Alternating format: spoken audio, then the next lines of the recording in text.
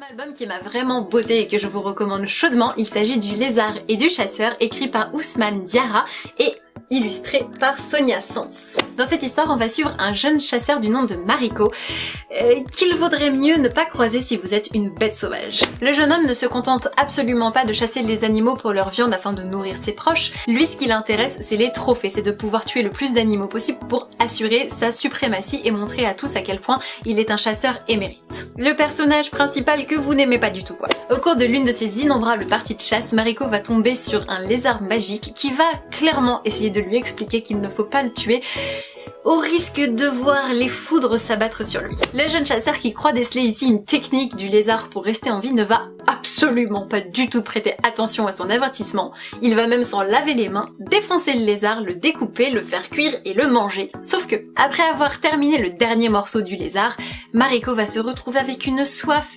inextinguible qui va le forcer à s'abreuver partout jusqu'à ce qu'il explose, littéralement. Ousmane Diarra est un romancier émérite à qui on doit de nombreux textes extrêmement frappant, et celui-ci ne fait pas exception à la règle puisque j'ai beaucoup aimé sa manière de mettre en scène le pouvoir de la nature, c'est-à-dire à quel point l'homme peut essayer d'exploiter toutes les ressources sans apprendre à se raisonner, à se contrôler, à se contenter de ce qui lui est absolument nécessaire pour survivre. Sauf que la nature sous les traits du lézard est bien gentille 2 secondes, mais à force de nous envoyer des avertissements, elle finit par se venger et c'est toujours elle qui aura le dernier mot. Cette fable écologique me paraît on ne peut plus actuelle dans ces temps très troublés et je trouve ça très pertinent de sensibiliser les enfants dès le plus jeune âge.